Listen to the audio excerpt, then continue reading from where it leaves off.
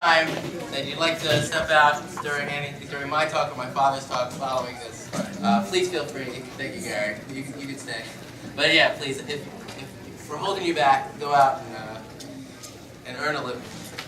Okay, so I just wanted to thank everyone for coming far and wide. A tremendous thank you. And really, when Ricky and I see our friends and family get together, our heart swells, and we have to thank Kadosh Baruch Hu for giving us another opportunity to have a BRIS. A special welcome to Babika and Bobby Chaiki, making the difficult trip, and my Bobby and Zeta, we decided that walking along the boardwalk in Miami would be a little bit better than braving the frigid winters, but I'd like to mention them. And of course, my in-laws, Sandy and Ari Guttenberg, the best in-laws in the world, for really making our lives so possible. And of course, my parents, a specific mention to my mother, who has been staying with us and really helping everything. And so I just wanted to say thank you. Ricky and I are honored to name our son SHLOMO after my paternal grandfather, Sam Ambidder, HALEVE. And it's kind of a big deal in my family, this whole naming thing. It's a very important concept. Legacy and naming it goes back generations. People are very into that. When I was born, my father didn't realize that he would have 6 children after me, so he decided he needed to name both his maternal and paternal grandfathers. He named me Chaim YITZHOK. Chaim after my grandmother's father, and YITZHOK after my grandfather, his grandfather. And my grandparents were arguing, should it be Chaim YITZHOK or should it be YITZHOK Chaim? But in the end, keeping with the Ambidder tradition, happy wife, happy life, and just listen to the woman, whatever she says. I'm Chaim YITZHOK, and I'm very grateful for that. My grandfather and I started our bond when I was a young man. I was 6 months old, and he took me on his lap, and he sat with me, and he spent his whole trip, where I guess they were in Israel. He spent his whole trip just hanging out with me, and I think our bond really started at that point. This last week's parsha we read, and this was when the baby was born, and I was really thinking about this. We said, "Ve'ela hamishpatim, asher tasim l'fneihem." And the parsha starts off, these are the laws that we're going to put before them. And Rashi asks a very interesting question. What's this word ve'ela, and these? Just say these. We have a whole list of laws. Start off and say these. So he answers and he says, Kol makom shenamar elah. Anytime you have the word elah, basal, esarishonim, forget about what we've been talking about. Ve'ela, when it says ve'ela with that vav, that letter vav, and these, that is Mosif al Rishonim. And we are going to add to what we've been saying. And then he goes on to explain the technical reasons of why it says ve'ela, basically that these laws were also given at Sinai, and Sinai had just happened, so that's that vav. But I think that vav, that ve'ela, is really apropos to a situation like this. We always have to remember that we should be innovators. We should think about what we have to do in our service to God. But we always have to remember that we are not in a vacuum. We come from somebody else. We are the vav. We are the legacy, and we are really we're dwarfs on the shoulders of the giants who are our ancestors. So I really think that is something that is a message for all of us. But on the other hand, just like we have to realize where we come from, we also have to realize where we are headed. And so it is very important to think about our legacy and who we're going to be leaving behind as we move on.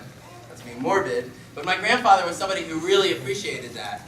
As I said, he held me as a child, but he would be somebody that always got down on all fours to play with us, to really inspire our imaginations. We played this game for years, so that's probably why I remember it.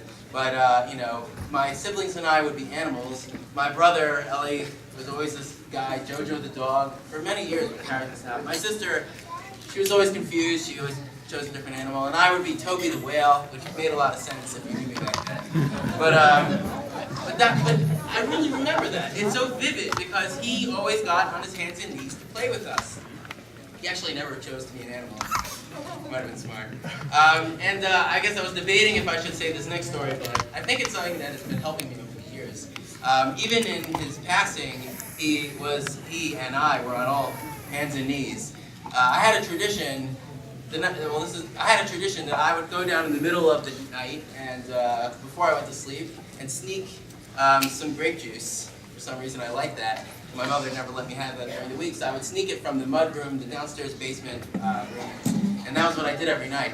But the night it was passing, no one told me that he'd be there, and I actually, this has totally scarred me, but also taught me a lot of lessons. But I actually tripped over his body, and again, we were on hands and knees. But the thing is, I wasn't going to mention it, but the reason why I am is because it's something that I really use, especially when I'm faced with other, people around me who are not doing as well or passing away in the hospital, and it's just something that kind of gives me the way to think around it, get a little joy, not joy, but that's the wrong word, but really just to move on. So I think I think of it often in situations like that. Shlomo HaMelech, another person that we are thinking of when we name our son Shlomo, he wrote a very interesting book. He wrote this book called Koheles. And if you read Koheles, it's basically an autobiography of where he chased a lot of pursuits of man. He would go after riches, he would go after wealth, he would go after so many different things. He looked into women, he looked into all these different ways to make himself happy. And at the end he says, this is all hevel. Actually, throughout the whole book of Koheles, he says, this is all hevel, which means vain, it means futile, it means empty, meaningless, temporary, transitory. And he it seems like he's telling a depressing story that we are only here, we're going to die, so what's the point? But then at the end he says, Sof davar hakol nishma, esel kim yirav es mitzvosav shemar, kizeh kol adam. Which means at the end of the matter, everything having been heard, fear God and fear His commandments, and for this is the entire man. And this always intrigues me every time we read it over Sukkot. I think, what's the point of the story? And several years ago, it really clicked for me. And I realized that what he's saying is not to give up the pursuits of man. Of course, that's not our job here. Our job is to have family, to make money, look for happiness, look for wisdom. But if you just look for wisdom for the sake of looking for wisdom, or chase money for the sake of chasing money, then yes, that is hevel, because you have money, you lose money, you get money, you leave, you pass away, and then it's over. You didn't do anything. But if you have, money's a great example, but if you're looking for money in order to do something with it, towards the service of God and the service of your family and the service of your community, then earning a living has a whole different meaning, and it becomes something very elevated. So I call this, I actually heard somebody else call this, but I was thinking about it before he said it. But he called it a fusion of spirituality and physicality. And he really, this is something that angels can never accomplish. This is something that we as humans are meant to do. So this spiritual and physical world, this hybrid model, is not something that's just in the past. Ricky and I are both very honored to grow up in homes that really epitomized this and held it as a really near and dear value.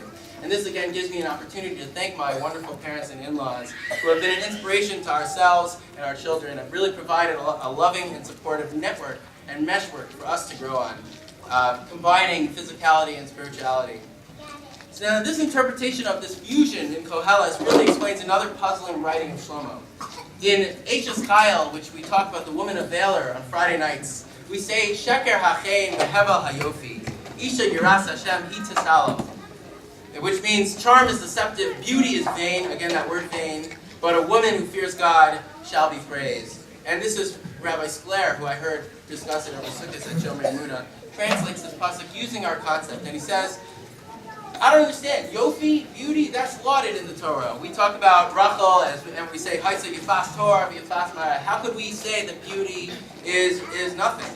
So the answer is that if you read the whole pasuk together, it makes a lot of sense. Sheker hachein v'hevel hayofi. Those things are vain when that's all you have. If you're beautiful but you're rotten on the inside, everybody's going to quickly see that you're not somebody that you want to hang around with. But if you have a yiras Hashem, he tisalo. What is the yiras Hashem praised on? Not just on her yiras Hashem, not just on her fear of God, but for her beauty and her charm that she has as well. So you really need both. You need the beauty and the charm, but it becomes more important, it becomes elevated when you have the yiras Hashem.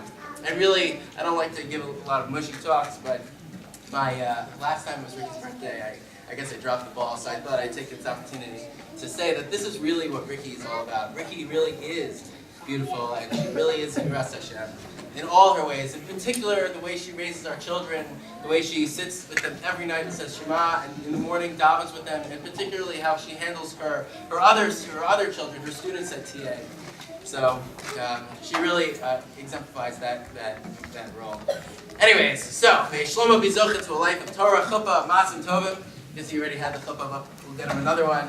And may he continue to be that vav, the legacy of our family, and continue to shine. And now I'm going to call on my father to say a few words. Thank you.